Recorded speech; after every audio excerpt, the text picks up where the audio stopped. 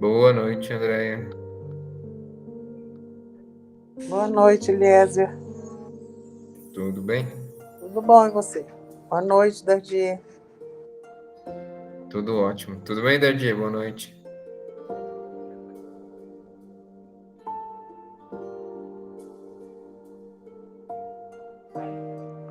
Boa noite, beleza, André, tudo bem com vocês? Tudo ótimo. Agora é melhor que vocês estão aqui, né? Bom demais. Bem-aventurados que podem.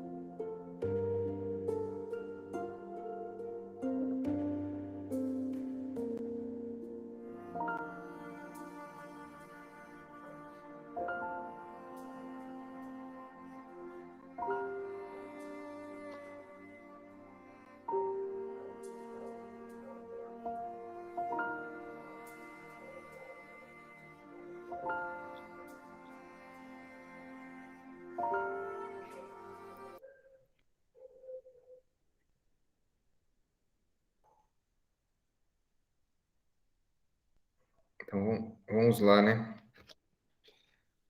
8 horas e 3 minutos. O Rodrigo não vai entrar. A Fabiana não se pronunciou também. Eu vou ler essa mensagem aqui. Beleza, vai que eles entram aí, né, antes de começar. Vai lá. É a mensagem um pouco grande, então. Bem-aventurados os aflitos. As bem-aventuranças que se podem ler nos evangelhos, analisada fora do contexto reencarnacionista, servem na melhor hipótese apenas para os pobres, os doentes, os injustiçados que se conformem. Excluída a teoria materialista segundo a qual a vida e a inteligência são frutos da organização momentânea da matéria, nada se esperando além da morte, as teorias espiritualistas de uma única existência não respondem a pergunta como esta: por que uns sofrem mais que os outros? Porque nascem uns em ambiente de extrema miséria, sem oportunidade de uma vida digna, e outros nascem na riqueza. Boa noite, Fabiana. Boa noite, pessoal. Boa noite. E outros nascem na riqueza com todas as oportunidades nas mãos, porque uns se esforçam e nada conseguem, ao passo que para outros tudo sorri. E principalmente porque sofrem as criancinhas, a fé numa vida futura, sem a ideia da reencarnação, pode até infundir paciência ao sofredor, mas desmente a justiça de Deus. Para usar a expressão do próprio Kardec, sendo ele bom e justo, o sofrimento tem que ter uma causa justa, forjada nessa mesma existência ou em uma existência anterior. Quanto à falta dessa existência, a lei humana pune algumas, mas não todas. Ela incide principalmente sobre os que trazem prejuízo à sociedade, e não ao próprio indivíduo que a pratica. E há ainda os crimes ocultos e as criminosas omissões. Muitas vezes nós praticamos a delinquência, mas conseguimos escapar das punições humanas, porque não houve prova suficiente, porque certas faltas não são previstas no Código Penal, ou porque a crueldade e a ingratidão foram praticadas dentro do lar, não havendo denúncia. Isso não ocorre com a justiça divina, porque essa incide sobre todas as faltas. Allan Kardec, no livro Céu e Inferno, resume a questão do sofrimento numa única frase. O sofrimento é inerente à imperfeição. Toda imperfeição e toda falta que ela decorre traz o seu próprio castigo, nas suas consequências naturais e inevitáveis, como a doença decorre do excesso, o tédio da ociosidade, sem que haja necessidade de uma condenação especial para cada falta e cada indivíduo. Quem de boa vontade corrige as suas próprias imperfeições, porque assim mesmo do sofrimento que decorrem essas imperfeições, a cada um segundo as suas obras, tanto no céu como na terra. Kardec. Analisando a dor humana, é preciso lembrar também que aqueles sofrimentos que não denotam a existência de determinada falta são as provas buscadas pelos espíritos para concluir sua depuração e ativar o progresso. Em doutrina espírita, uma expiação sempre serve de prova, mas nem sempre a prova é uma expiação. Embora ambas sejam atestados de uma relativa inferioridade.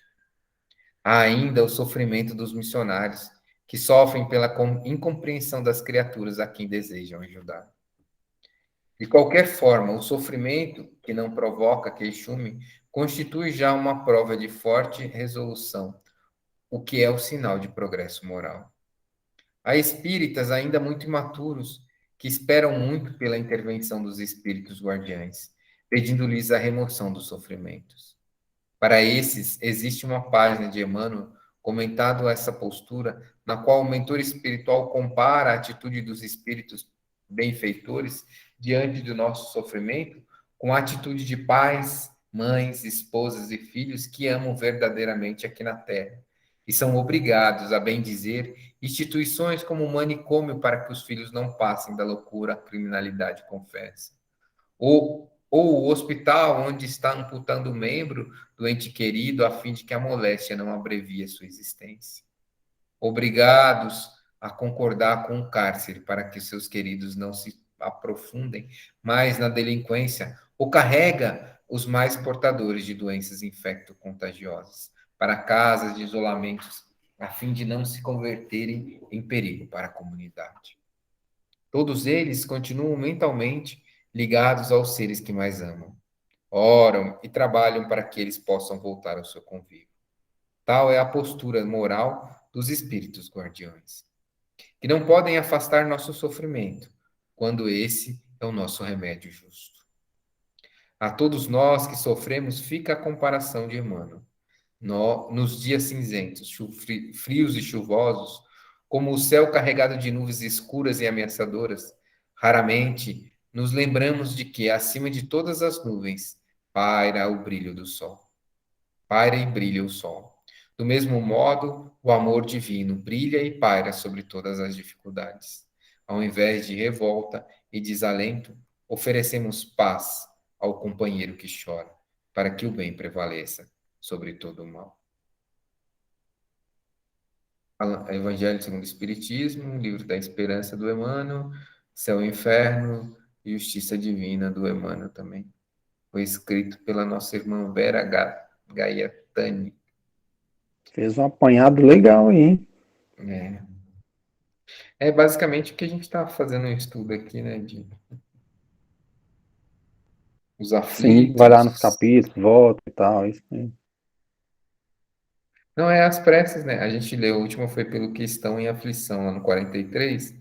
Agora a gente vai começar o item 44 do capítulo 28, né? Mas pelos aflitos, né? Por uma. Essas, exatamente, venha fazer um apanhado que. Mas a gente comenta daqui a pouco, vamos fazer a prece.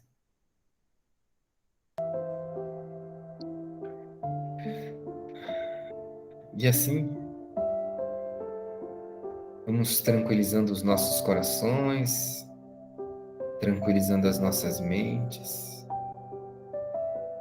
os nossos corpos físicos, respirando profundamente,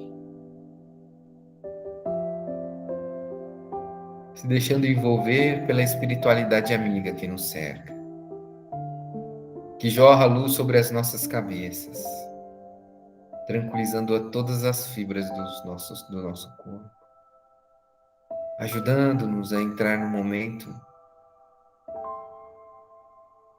de paz, dando-nos um abraço fraterno, ligando os nossos lares uma imensa corrente de luz, iluminada pelos benfeitores espirituais, os nossos benfeitores mais próximos, os nossos anjos de guarda, os anjos de guarda da nossa família, da nossa rua, do nosso bairro, aqueles que estão mais distantes, cuidando dessa imensa pátria, como nosso anjo Ismael, governador espiritual da nossa pátria.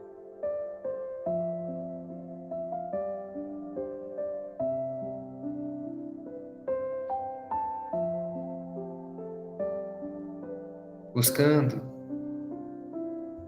os ambientes onde se encontra Maria, que dulcifica os nossos corações, para que buscamos o Mestre Jesus, o nosso irmão maior, pedindo a Ele que abençoe a nossa reunião de hoje, dai-nos a força, a inteligência, para observarmos e lermos o trecho do Evangelho, compreendermos com as fibras dos nossos corações, entendermos além da materialidade, mas com o nosso espírito,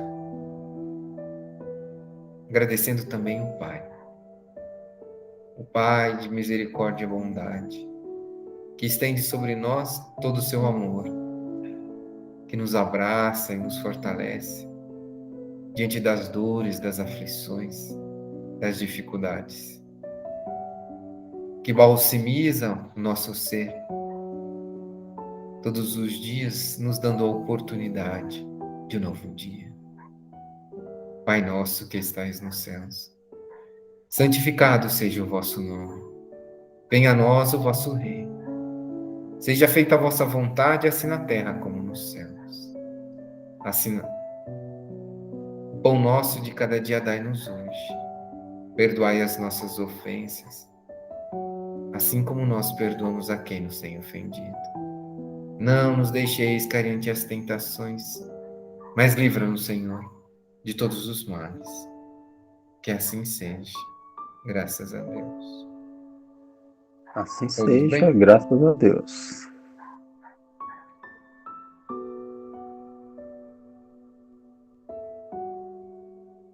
Todos tranquilos? Beleza, beleza.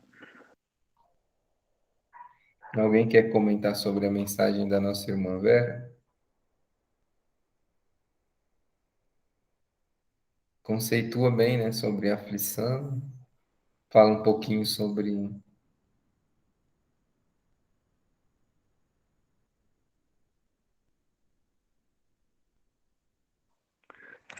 Ela,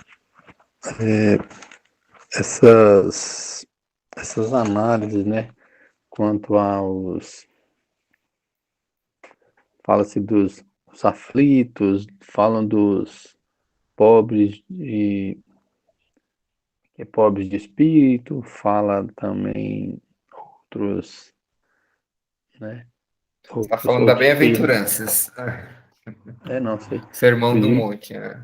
eu digo, quando se fala assim, bem-aventurados os, aí, né, tem mais de um, tem uma vez que fala bem-aventurados os pobres de espírito, uma vez fala bem-aventurados os aflitos, outra vez bem-aventurados isso, tem mais de um caso, né, se trata, Uhum. não é?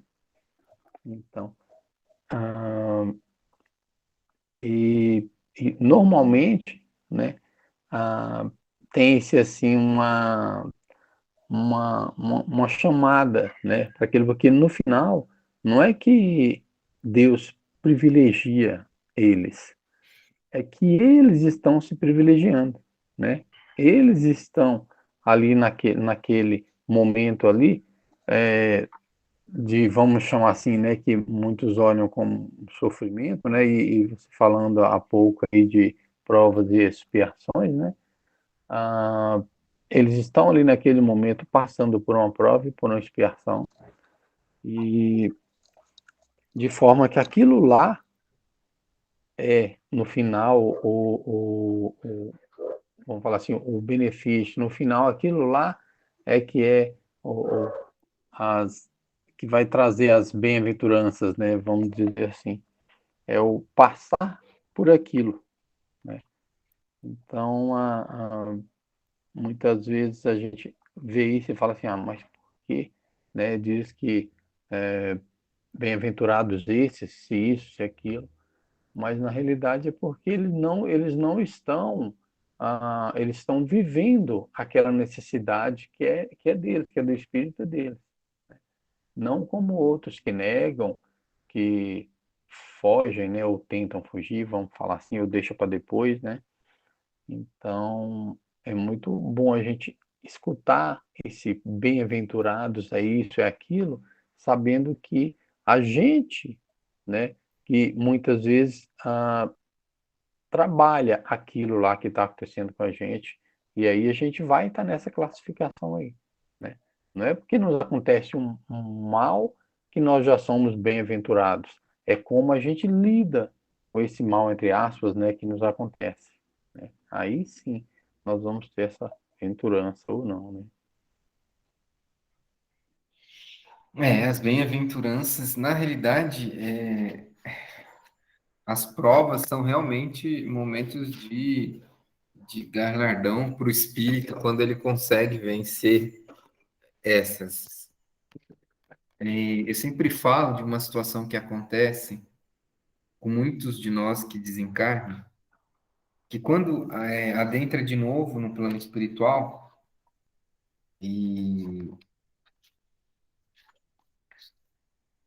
retorna, né, ao plano espiritual, e naquele momento do desencarne, há uma situação de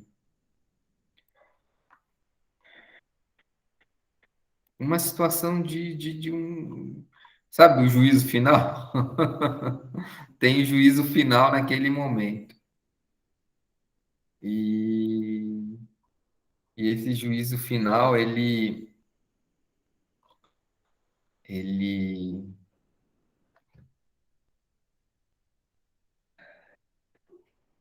acontece conosco mesmo.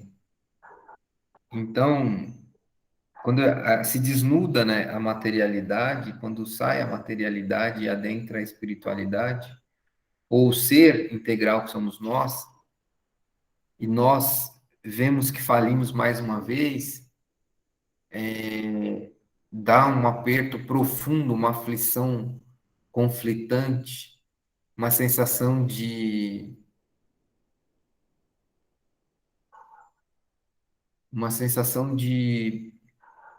derrota muito profunda e de que Deus, essa sensação de derrota, talvez a gente possa sentir um pouco hoje na nossa vida aqui, mas no momento do desencarne é como se fosse uma profunda, mas uma profunda aflição conosco mesmo. Há também, como você falou, só efetivamente alcança a bem-aventurança aqueles que, após o desencarne, descobrem que conseguiram vencer muitas coisas, ou venceram aquilo que vieram buscar, conseguiram progredir, conseguiram tomar consciência e a fazer ações de benefício aos outros. E isso e também ao contrário do que eu disse inicialmente, esses é fato que se sentem bem-aventurados e, e esses conseguem se sentir fortalecido para uma nova batalha, diferente daqueles que desencarnam quando diante das provas sucumbiu, maldizeu as provas, as expiações e ainda acrescentou mais débito à sua existência. E aí realmente é muito difícil. Algum comentário a mais, garotas?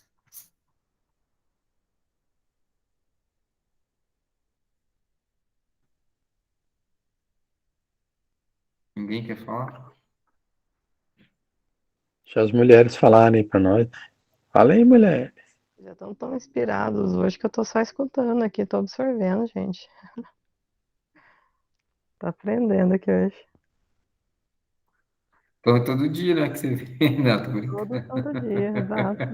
Mas hoje eu Mas tô todo mais, dia a assim. gente aprende, né? Oh, Todo todo dia a momento. gente aprende.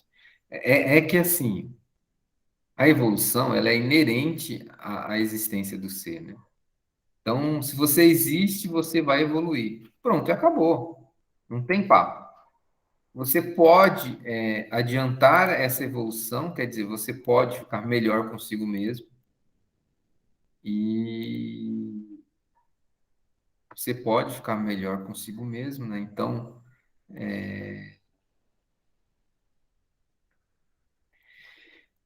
e tomar as rédeas da evolução na sua mão, ou pode ficar aí à mercê da lei da evolução, que ela vai da lei do progresso, desculpa, que ela vai fazer você progredir de qualquer forma, querendo ou você ou que não querendo.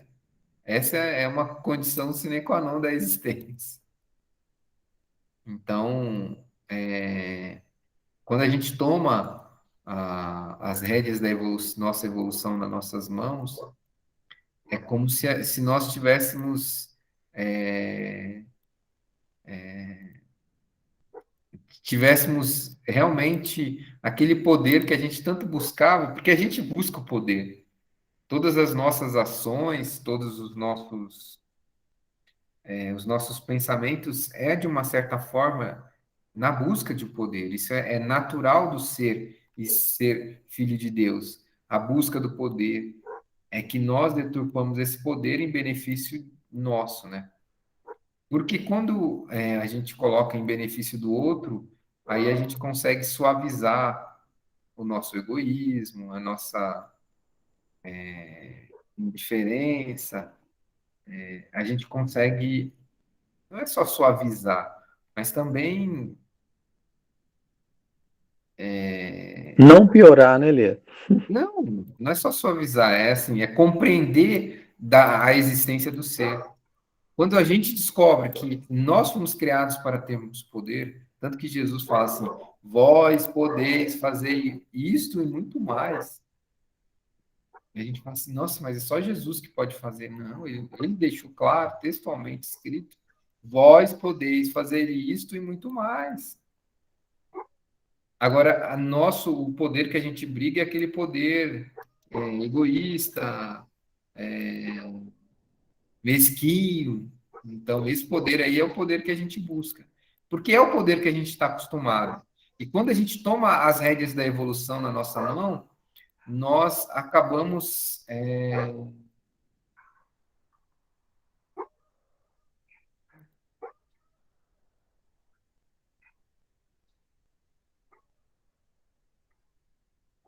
Nós acabamos sabendo efetivamente sobre esse poder.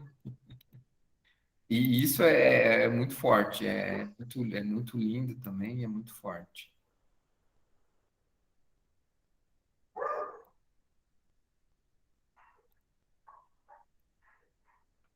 Por isso não, a gente passa por muitas aflições até chegar nesse ponto, né? Esse aí realmente é um dos grandes, umas grandes dificuldades que a gente vive. Mas vamos lá? Alguém mais tem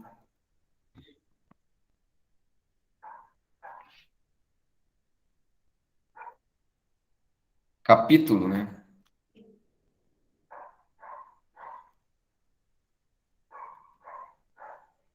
Quem vai ler? Quem vai ler? Capítulo 28 tem 43. Eu vou colocar aqui, estou meio me perdido nas 44. janelas aqui. 44. A gente leu 43. Por falar em aprendizado, né, gente? Devo dizer que não estou mais levando a minha pendrive junto com a chave, né? Porque a gente aprende. Tá doido, escutei um monte do Carlos. E com razão. É complicado. Graças por um benefício concedido ao outro.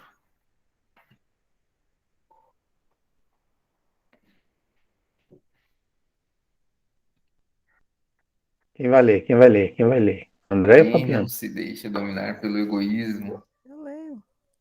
Mas daí é aquele acordo, hein, Dardia? Aí mesmo, você lê, André faz a prece. Não, é verdade. Fabiana, leia, você faz a prece das dias. Aí, ó. Fala sério, hein? Olha, eu tava querendo que ele ia falar, faça assim, faça assim. E André me fala isso. Capaz. Vamos lá, então. Capítulo 2. Graças por um benefício concedido a outro. 44. Prefácio. Quem não se deixa dominar pelo egoísmo, regibila-se com o bem do próximo, mesmo que não tenha pedido por uma prece. 45. Prece. Senhor, agradeço-vos a felicidade concedida a fulano. Bons espíritos, façam que ele veja nesse benefício uma consequência da bondade de Deus.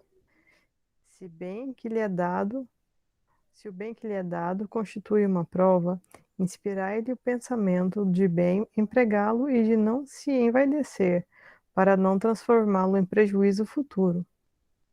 Vós, meu bom espírito, que me protegeis e desejai a minha felicidade, afaste de mim qualquer sentimento de inveja ou de ciúme. Amém. Esse é o último. Vós, meu bom espírito, me protegei e desejai a minha felicidade. Afastai de mim qualquer sentimento de inveja ou de ciúme. Será que existe ciúme quando. Ciúme ou inveja quando a gente tá, tá elogiando o outro, tá agradecendo pelo outro que teve uma felicidade, uma conquista que ele conquistou e uma conquista, né? Que advém e que aconteceu. Acontece, né? Acontece. Às vezes a gente tá. Principalmente se for um concorrente. Então, né? É quando você tem que dar aqueles parabéns, fala, parabéns, né? Ganhou de você, você fala parabéns, e por dentro tá falando desgramento, né? Por isso que ele coloca aí. Por isso que ele coloca ali embaixo, né? Tá vendo que esse é uma aflição, né? Isso é um sentimento de aflição profunda. Porque a gente não consegue nem ser feliz pela felicidade do outro. E é uma aflição muito profunda. Espiritualmente falando, é uma aflição muito profunda. Como que você vai produzir o bem para a humanidade se o sentimento é esse? Tá vendo? Não é uma crítica, eu sei que isso acontece para conosco, mas que a gente tem que tomar a rédea da evolução nossa, por que que eu não consigo estar feliz junto com esse, né? Por que que eu não consigo estar feliz quanto ele? Será que a gente está feliz assim pelo Palmeiras perder ou não tem mundial? Então, não sei. Isso já aconteceu muito, né? Eu estou muito Será que... triste no caso. Hã? Estou muito triste no caso. Então, palmeirense. Mas, por exemplo, no estádio eu vou lá, torço, fico torcendo para o meu time, sou São Paulino. Isso já aconteceu muitas vezes. Eu estar dentro do estádio e falar assim, cara, eu estou torcendo para que todos aqueles outros milhares ali fiquem chorando. Ou pelo menos triste. Eu vou te falar que eu gosto de futebol, mas isso é uma das coisas que falam assim, nossa, mas que coisa. E a gente sente prazer nisso, né? A gente sente prazer em ver o adversário perder. Eu estou trazendo um assunto mais que é mais natural de acontecer. Porque quando você torce para você, você torce para o outro perder. E eu sempre quis visualizar essa coisa do dentro da espiritualidade, que sentimento, né? Que coisa, que e aí que entra aquela classificação, né, de espíritos imperfeitos, se rejubilizam, se gostam do mal, né? Porque se a gente está desejando que o outro passe, é que a gente gosta do mal. Ou, sei lá, tá vendo? São sentimentos que afloram, e aí a gente fala assim, mas eu não sou egoísta, mas eu não sou. é, Numa visão materialista, não, mas numa visão espiritual, você é. Quando, por exemplo, a gente torce para que o outro perca, que aconteça uma. Ele só aprende com a dor, não, ele pode aprender com amor. E aí que tá, né? E esses dois itens aqui, o 44 e o 45, que fala assim: é, Senhor, agradeço-vos a felicidade concedidas a fulano. Olha só, bem bons espíritos façam com que ele seja, nesse benefício, uma consequência da bondade de Deus. Olha que coisa linda que a gente desejando a felicidade do outro para que ele possa reconhecer a bondade de Deus, né? Mas eu trouxe isso para que a gente possa refletir mesmo sobre essa questão de domar a nossa evolução, né? De pegar a evolução efetivamente nas nossas mãos e entender esse processo, o que está em voga no meu ser. Porque quando a gente deseja que o outro sofre, é a forma com que a gente vê Deus. Bem-aventurados os pobres de espíritos, porque verão a Deus. Quando a gente não vê Deus no outro, a gente, mais que pobre, a gente não é pobre de espírito, a gente é quase espírito inexistente. E é o que acontece nesse plano, né? Nesse plano de provas e expiações, é o que acontece muito profundo, né? Pode Eu falar. sempre vejo, eu sempre vejo que é o seguinte, o simples fato de, no meio daquele, vamos falar assim, que nem você disse lá, que no estádio lá você parou um pouco e pensou, nossa, mas eu estou torcendo para esse monte aqui se dar mal. O simples fato dessa percepção já é uma faísquinha de evolução, já é uma faísquinha de falar assim, opa, eu estou percebendo. Porque a partir de lá, você começa a se cobrar todas as santas vezes que isso acontecer. Não que você não vai, não que por causa disso você já vai parar de torcer contra eles. Não, mas já vai começar a ficar incomodado, vai começar a se sentir mal. E é processo, né? Eu também vou dizer para você que. Um pouquinho. Trompigarro aqui. Eu também vou dizer o seguinte: eu procuro, né, com esse mesmo sentimento seu, eu procuro quando o adversário do meu time está jogando, eu não torcer contra. Procuro, não é fácil. Não é fácil. E não adianta falar assim, eu vou torcer para o time que vai jogar contra ele. Aí eu não estou torcendo contra ele. Né? Porque Deus sabe o que a gente está fazendo, né? Não, na realidade, assim, eu vejo, sabe, o futebol ele tem uma coisa do coletivo que é muito interessante, que poucas pessoas dão importância. Eu acho tão bonito quando um gol ele é feito pelo coletivo e não pelo ser individual, quando ele nasce de uma jogada de todos que colaboraram com aquilo. Para mim, isso é um golaço, entendeu? E a mesma coisa eu tento ver no outro. Mas só que eu vou te falar uma coisa, eu não consigo ver o Corinthians jogar e falar, nossa, vou torcer pro Corinthians. Não tem como. Então, a questão é que a gente tem que Não pensar o tem, não. seguinte, peraí, é um campeonato, né? Qual é a regra do campeonato? A regra do Um vai ter que campeonato é vencer. quem não é tem que vencer. Então, não, eu não vou torcer para o meu time vencer, porque senão você contra o outro. Não, tudo tem o seu porém, tem a sua regra. A regra do jogo é essa. Então, você não está criando uma regra, certo? Entre aspas, em você torcer, né? Para que o time que está na. Olha, se no campeonato o time que está na frente do seu não perder, o seu nunca vai passar ele. Porque se ele É. está na frente, se todos ganharem, todos ganharem, todos ganharem, ele sempre vai ficar na sua Uhum. frente. Então, Não, e tem a como é que. utilidade, né?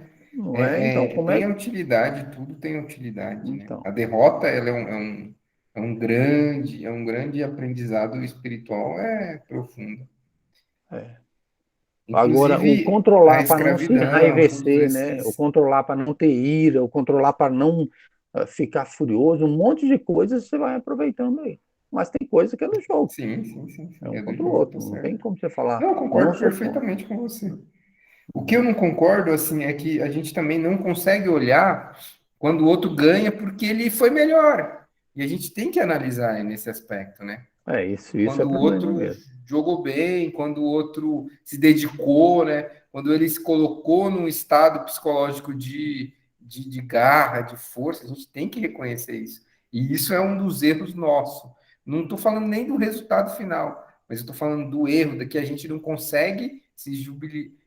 Nossa, não consigo falar essa palavra. Não A gente consegue não ser justo, né? consegue ser justo com o outro, exatamente. É aí que nossa, aí que entra aquelas bem-aventuranças, né? Principalmente quando a bem-aventuranças do pobres de espíritos, entendeu? O pobre de espírito é exatamente aquele que consegue ver Deus e ver Deus agindo nessa forma, entendeu? Nossa, olha que beleza, que coisa linda. Olha, é igual Jesus, aquela passagem que Jesus olha assim, nossa, tem um cachorro morto aqui. Ele falou, nossa, que dentição bonita, né? Que coisa esplendorosa. Ele viu uma beleza, ele viu uma beleza ali, né? Então, porque Deus se caracteriza por três partes, né? É pelo bom, pelo bem, que não é a mesma coisa do bom, e pelo belo, né? E isso são uma das questões da evolução. Isso é uma questão da, da, da demonstração de Deus, né? O bom, o bem e o belo. Quando a gente consegue unir três características, aí a gente consegue analisar com mais perfeição as coisas. Muitas vezes a gente é bom, mas não é do bem. Muitas vezes a gente é do bem, mas não é bom. É possível isso, filosoficamente, provavelmente seja isso. Eu acho que é Aristóteles que escreveu isso, mas o Espiritismo pegou lá no começo do Evangelho segundo o Espiritismo tem isso. E o belo, né? O belo que é esplendoroso. Quando a gente consegue enxergar no outro a beleza que ele explana como filho de Deus, a gente consegue ver Deus. A gente consegue analisar Deus, né? Então, uma mera partida de futebol pode acontecer isso. Então, isso é um traço de evolução, né? É um traço de que a gente pode falar assim, nossa, eu consigo ver o belo no outro, então eu já tenho o belo dentro de mim. Ah, eu só consigo ver feiura, eu só consigo ver um mundo de derrotas, de gente mal, eu ainda não consigo ver Deus. Aí realmente é um processo de introspecção e falar, eu preciso começar a ver as coisas belas, porque elas não estão dentro de mim. Eu preciso começar a ver bondade nas ações das outras pessoas, porque senão elas não estão dentro de mim. Aquilo que eu olho no outro é exatamente aquilo que eu tenho em mim. Mais comentários, Fabiano e Andréia?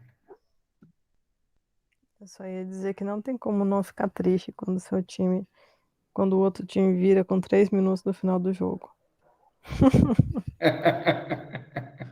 Não tem como. Não tenha. Eu vou te falar que. Tá doido. Na realidade, você tinha que. Então, na realidade, ali faltou um componente, né? o rabicho de não ser um vira-lata. Eu achei que ele ia falar assim, Fabiano, tem uns que... Eu achei que ele ia falar assim, tem uns que ficam tristes e outros que ficam alegres, né? Não, acho que então. Tá bom, foi divertido. Mas continua tendo a frase, né? Vocês pensaram que ia tirar a frase da vida e... Jamais, já tá tatuado, né, eu acho. Mas você sabe que isso pesa muito na conquista?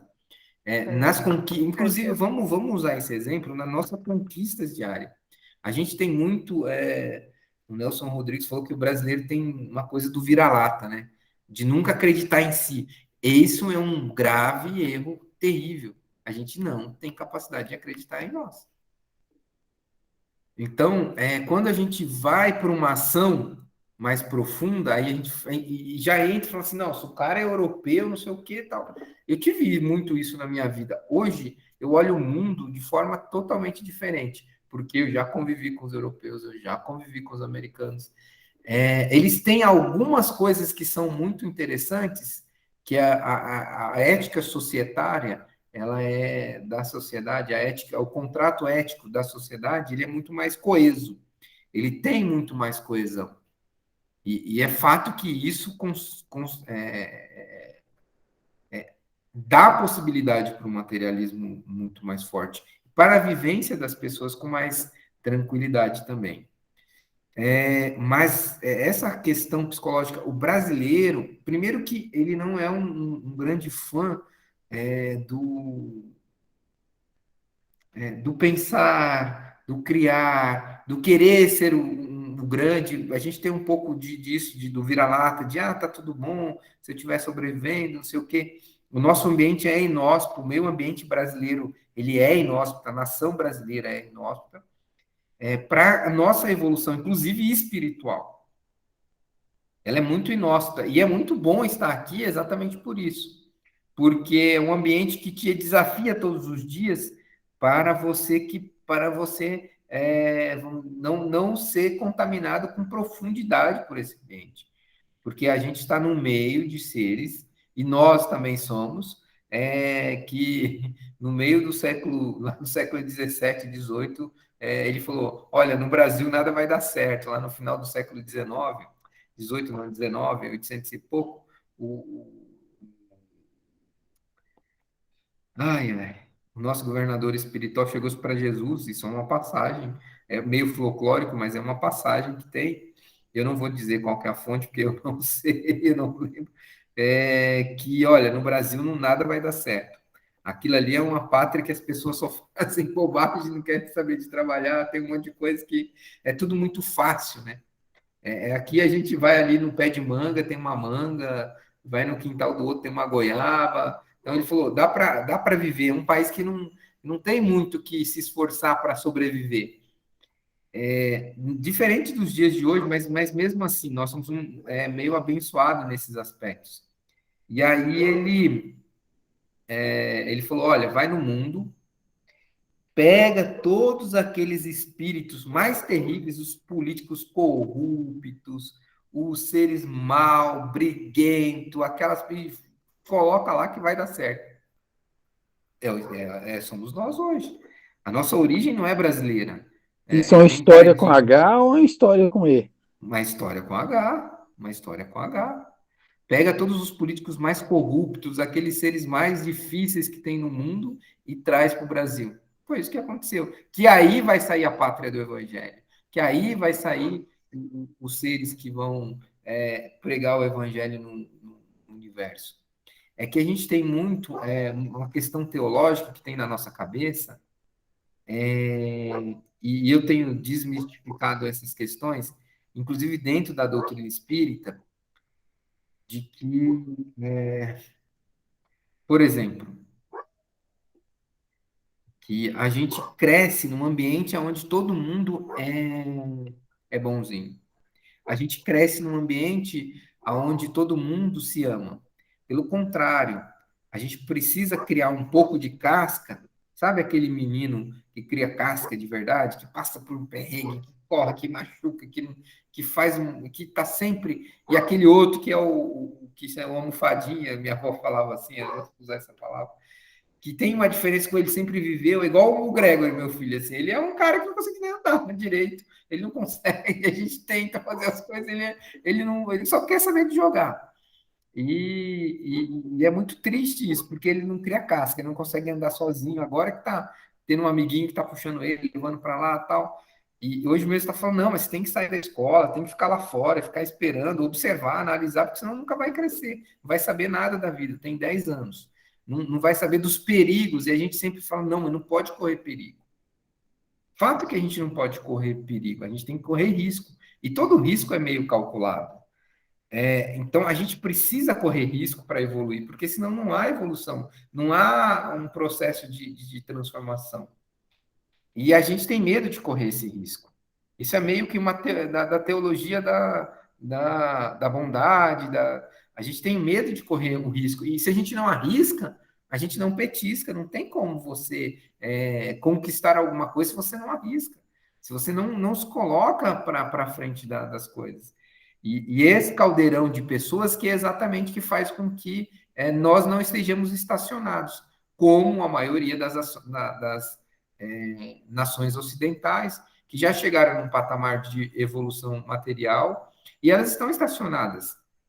E isso, inclusive, entorpeceu os lados delas de crescer como ser espiritual.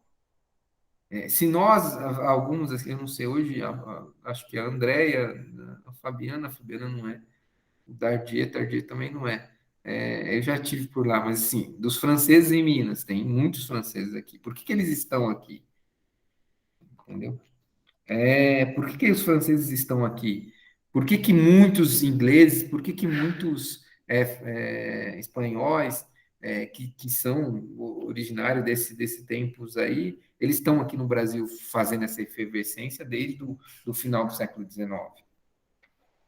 Tem um porquê muito forte, que é exatamente essa. Se nós permanecermos nos países de origem, nós não teríamos as experiências para explanarmos exatamente sobre a beleza, sobre a bondade. A gente via somente a estética material, não a estética espiritual, que é o que o Brasil nos dá essa oportunidade.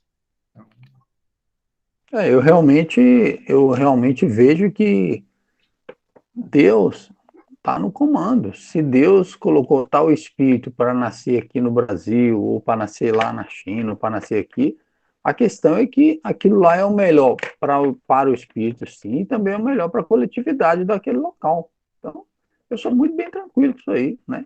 Às vezes eu vou falar, brasileiro é isso, brasileiro é aquilo. Se a gente for analisar, rapaz, tem americano que é assim, que é assado, europeu. Então, a questão é bem assim.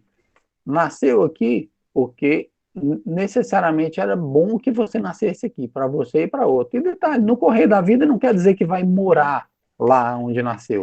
Pode mudar para outro. Tudo é uma questão de, vamos falar assim, consequência das vidas e das vivências, né? Então, né, eu vejo uma série de benefícios de ser brasileiro, vamos chamar assim. Até algumas que você colocou aí mesmo também. Teve as épocas melhores, tem as épocas piores, mas tudo sustentável. São sempre épocas muito boas, Mas você vê que a gente começou nesse sentido, por quê? Porque há esse sentimento que é quase uma teologia da vira-latice. Você já viu o cachorro vira-lata? Ele tá sempre feliz, por mais que ele não tenha comida, não sei o quê. Ele tá sempre correndo para cá, brincando ali, não sei o quê. Ele não é um cachorro que se deixa abater pela falta de comida, não sei o quê. Mas a questão é... Mas tem aquele sentimento também, né? Quando ele vê um cachorrinho de raça, ele já meio que... ele abana o rabo, ele não apresenta aquela beleza, aquele esplendor. Ele já tem uma certa... meio acanhada. A pergunta é bom ou ruim ser um vira-lata? Se você perguntar isso para o Abraham Brental, ele vai falar que é bom ser um vira-lata. Ele faz uma comparação muito interessante dessa coisa. Para a evolução espiritual, é bom ser um vira-lata. Justo. Ou seja, se a gente tem que buscar muito mais a nossa evolução espiritual né? Que ela, a gente deixa ela sair pela tangente aí de vez em quando, né? Então, que essa característica do brasileiro seja vista como estamos no caminho, né? Esse se alegrar com pouco, né? Viver com pouco, como muitos vivem, mas não é viver com pouco reclamando, né? Como você falou aí, com aquele um sorriso no rosto, com aquela vontade de vencer, né? A gente vê coisas que parece absurdo como aquelas pessoas vivem com aquele valor e trabalhando e dando gás e correndo atrás e procurando e tá bom demais, entendeu? E a gente, né, às vezes ousa a reclamar da nossa situação, né? Então, é, tem realmente uma coisa maravilhosa, né? Não vou dizer só no brasileiro, não, mas no ser humano, né? Quando ele consegue é, estar nesse patamar espiritual, né? E que cheguemos nele, né? Exatamente. Então, vamos lá. Você pode ler o prefácio aí, ou Fabiana, o André? Posso? Pode. Capítulo 3, pelos inimigos e os que nos querem mal. 46, prefácio. Jesus disse: Amai os vossos inimigos. Essa máxima nos revela o que há de mais sublime na caridade cristã. Mas Jesus não queria dizer que devemos ter pelos inimigos a mesma ternura que dedicamos aos amigos. Por essas palavras, ensina-nos a perdoar as ofensas, perdoar todo o mal que nos fazem e pagar o mal com o bem. Além do merecimento que tem essa conduta aos olhos de Deus, serve para mostrar aos homens o que é a verdadeira superioridade.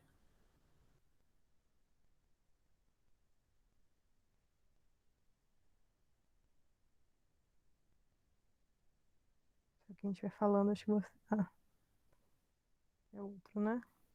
É Perdão. outro. É que, na realidade, eu não sei porque que ele não estava querendo passar, eu estava tentando, não estava querendo Eu achei passar. que alguém estava querendo falar, mas estava no mudo. Eu fiquei esperando. Ah, tá.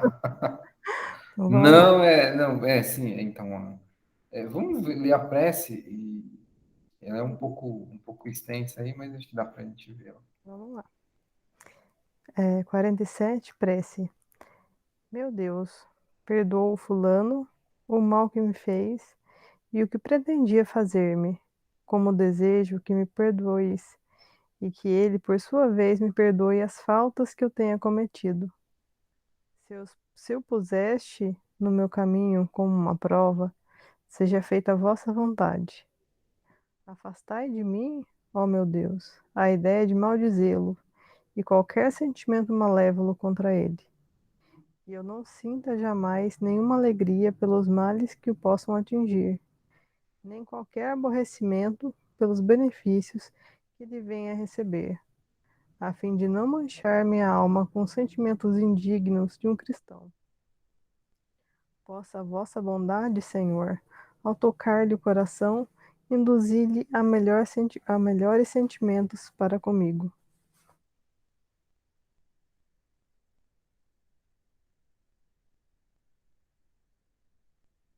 Acho que essa prece aí a gente precisaria reler todos os dias. Sim, sem dúvida. Não, na realidade, ainda tem um complemento, essa parte aqui ainda é a prece ainda. Ah, sim, vamos lá então. Bons espíritos, inspirai-me o esquecimento do mal e a lembrança constante do bem. E nem o ódio, nem o rancor, nem o desejo de lhe retribuir o mal com o mal penetre em meu coração, porque o ódio e a vingança são próprios unicamente dos maus espíritos, encarnados e desencarnados. Eu esteja, pelo contrário, sempre pronto a lhe estender a mão fraterna, e pagar-lhe o mal com o bem, e ajudar-lhe quando possível.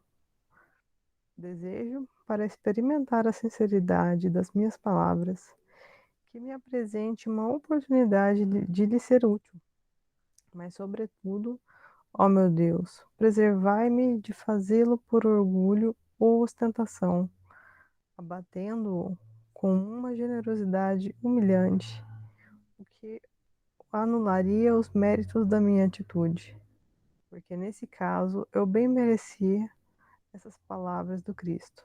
Já recebestes a vossa recompensa. Capítulo 13, número 1 e seguintes. Para ele, eu coloquei esse aí, a gente lê na semana que vem, Uhum. que ele é bem comprido. Mas eu É me mais ou lembro bem menos dessa umas 10 parte. páginas. Oi? Eu me lembro bem dessa partezinha que fala que já que você já está se vangloriando do bem que fez, então não tem mérito algum. Então, exatamente. É a mesma questão que parece assim, na teologia que está nas nossas mentes, quando eu falo teologia, mais ou menos é sobre. O que está mais comum na nossa mente é que eu preciso ser agradecido por aquilo que faço. Quando alguém me agradece por aquilo que faço, é legal? Pô, é muito bom. Mas quando eu pego esse agradecimento, igual assim, um expositor espírita, ele vai lá, expõe, todo mundo fala, nossa, que maravilha, não sei o quê, acabou com o negócio dele. André Luiz tem assim, quase que um livro escrito sobre isso, que ele fala assim, acabou aquela boa coisa que ele fez. Por quê? Porque suscitou nele alguns sentimentos que não. Vaidade, né? Oi? Vaidade. Suscitou vaidade, suscitou algumas coisas. E as pessoas falam, mas tem que falar não sei o quê para a pessoa continuar. Então, mas você. Aí que está uma questão evolutiva. Você tem que tomar consciência que o trabalho que você está fazendo, se ele foi bom, se ele foi ruim.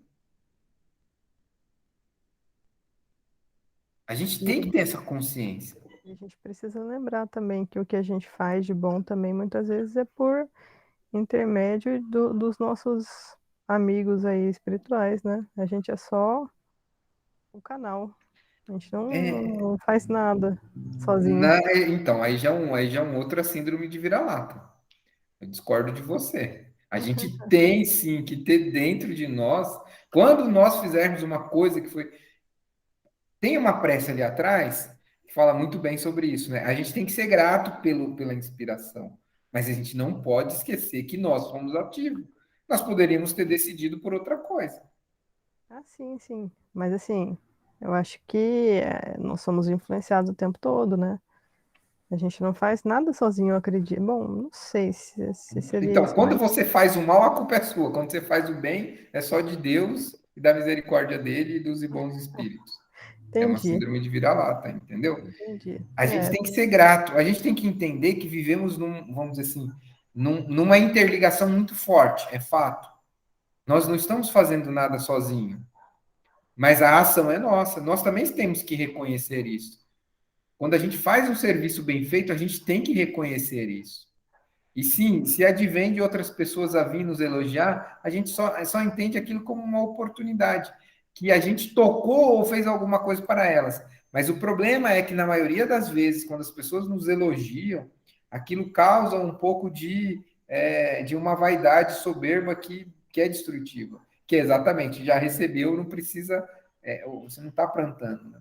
E quando fala assim de amar, né, pelos inimigos, os que nos querem mal, quando a gente deseja efetivamente que eles sejam felizes, que eles sejam felizes, não, que eles possam descobrir essas questões espirituais, isso é uma dádiva, é uma coisa maravilhosa. É Olha, isso. uma coisa, vamos analisar da seguinte forma. O cara tá ali, entendeu? É um cara possivelmente que é um bandido e é possível que ele te roube, beleza?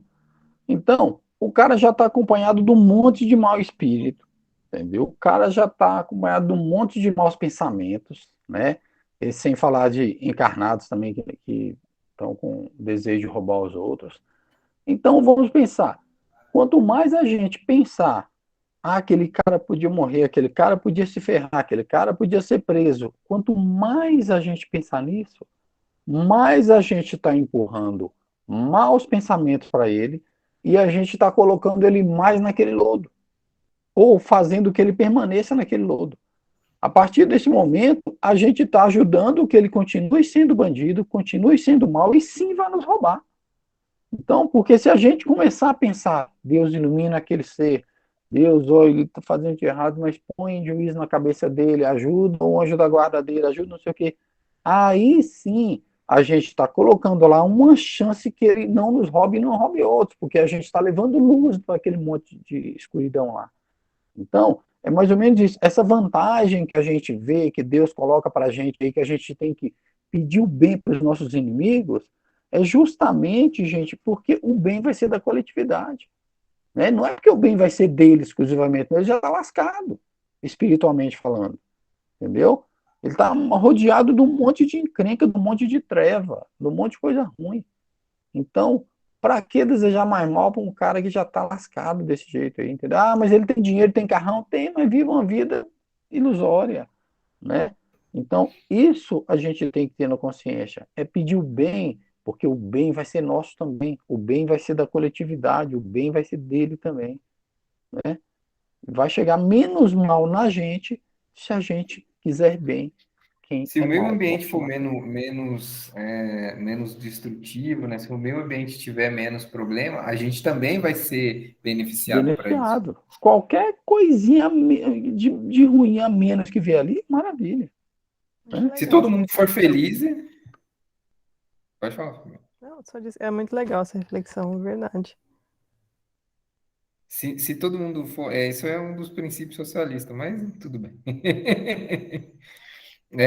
De que todo mundo vai o bem e tal, mas baseado em premissas interessantes, mas de execução falhas. Então, se a gente tem um meio ambiente que está todo mundo feliz e tranquilo, assim, quais são os países mais felizes do mundo? Primeiro é Noruega, segundo é Dinamarca, terceiro é Suécia. São países extremamente materialistas, mas eles já encontraram, na realidade, a forma É, não pode misturar felicidade com comodismo, com comodidade, né? Não, sim, não, Tem, mas é que, assim, na realidade, são países que têm são países vinques, né? Então, se você assistir uma série que tem aí, você precisa assistir as 15 temporadas. Não, as 15 não, são 5, 6, 7 temporadas. Então, se você olhar com o seu olho histórico e olhar com o olho quem que é essa população? Quem que são esses seres?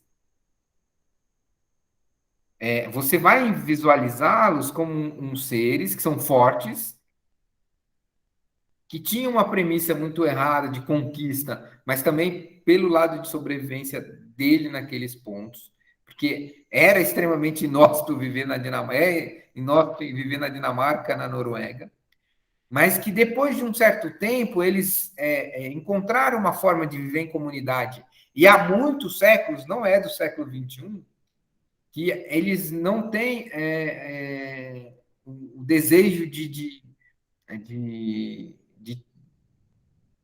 também conquistar, por ser né? pequeno, de conquistar uma força. É. Eles acham legal dividir isso em comunidade. Mas Tanto que chega eles também, pegam né? 50% do que ganha e dá para o Estado distribuir entre todo mundo. Então, fizeram tanto encrenca no passado que, pelo amor de Deus, uma hora tem que dar uma Tem calmadinha, né? crente, eles ajudaram o mundo a Não, evoluir. todo mundo ajuda se for nesse pensamento, né? Todo mundo Não, mas ajuda. eles ajudaram Né? muito. A lugar que eles destruíam, eles deixavam alguns legados que eram muito interessantes. Mas é isso. O meio ambiente não pode ser ruim. E por que que numa sociedade plural como o Brasil, assim, que é a sexta maior população do mundo, por que que a gente tem esses problemas? Nós somos a sexta maior população do mundo. Só perdemos para a China, para a Índia, para os Estados Unidos, para a Indonésia. Agora eu esqueci o outro. Nós somos a sexta, a quinta ou a sexta. Por que que tem tanta gente? Por que que fervilha de gente nesse país aqui? Porque aqui estão todos os seres de todos os espectros evolutivos, menos o estado bem primitivo, que ainda tem algumas tribos na Amazônia que são escondidos, estão extremamente primitivos, ainda tem todos os espectros, desde do zero primitivo até a camada 7. Já tem gente, obviamente, que tem seres angelicais, tem espíritos bons, que é o que a gente está transitando para ser agora como Por que que aqui foi escolhido o espaço onde que o evangelho podia ser vivido? É onde espelha melhor todas essas camadas, vivendo em uma certa tranquilidade e paz. É mais ou menos aí que está uma questão do evangelho ser vivenciado. Mas vamos lá, a gente lê isso sobre os inimigos na próxima semana, tem um textos gigantes aí para a gente ler e estudar um pouquinho. Algum comentário, André? Aí você aproveita e faz um encerramento para a gente. Não, não tem comentário, não. É a pressa do Dardier. Passei Então, para ele. faz Como, Dandinho. como ela tá boazinha hoje, né, Elias? Então, mas você tem que pegar essa oportunidade e abraçá-la. Vamos lá.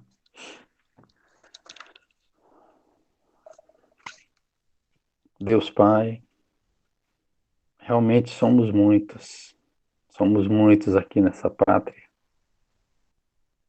somos muitos, somos muitas camadas, não exatamente umas em cima e outras embaixo,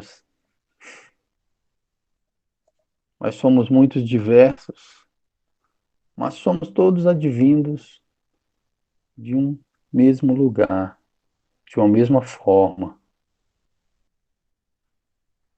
E é importante saber que, sim, tem gente um pouco mais adiantada que a gente intelectualmente, outros, né, também ainda capengando para compreender algumas coisas que a gente já compreendeu. O importante é a gente deixar a inveja de lado e mirar realmente naqueles que já compreenderam mais que a gente e buscar a companhia deles para que compreendamos o que eles já compreenderam. Mas nunca nos esquecer também daqueles que estão um tanto mais sem compreensão do que a gente. E a gente sim olhar um pouquinho para frente, olhar um pouquinho para trás, buscar quem está precisando e também buscar ajuda quando nós estamos precisando. Isso sim vai nos tornar muito mais homogêneos, muito mais iguais em conhecimento, em valores, valores espirituais, em valores materiais, porque a caridade também, sim, da parte material, é algo muito importante ter em nós. Porque é importante que a gente veja alguém bem de saúde. É importante sim que a gente consiga ver alguém sorrindo, sorrindo porque se alimentou, sorrindo porque os seus filhos estão alimentados. E não somente olharmos para os nossos filhos, mas sim por todos os outros filhos, porque nós somos todos irmãos e assim todos os outros filhos dos outros são nossos sobrinhos, são nossos parentes. E sim, somos todos por um em vários momentos da nossa vida, ou pelo menos temos que ser. Nós tivemos Jesus dando aquele monte de exemplos para a gente, e depois um exemplo final. E como estamos fazendo com os nossos amigos, o povo em si, que é da nossa coletividade? Como estamos agindo com cada um? Estamos querendo ser melhor que eles ou apenas estamos querendo ser melhor do que somos? São coisas muito diferentes e é importante que façamos essa reflexão, que a gente olhe para frente, sim, e busque sempre ir avante, mas sempre traga conosco quantos mais pudermos. Não somente puxando-os, mas ensinando-os a também buscar as coisas boas da vida, as coisas importantes da vida. Por isso, Pai, obrigado por colocar ao nosso dispor essa comunidade espiritual que nos ajuda, e sim nos colocar nesse berço onde sim temos muitas oportunidades de ajudar ao outro que está ao nosso lado. Porque tem muitos necessitados, e necessitados de muito menos do que a gente já possui. Obrigado, Pai. Assim seja. Assim seja. Uma ótima semana a todos. Que Deus abençoe. Seja. Assim seja. Boa semana para todos. Boa noite. Valeu, amigos. Fiquem com Boa Deus. noite. Até mais. Tchau, tchau. Até mais. Tchau, tchau.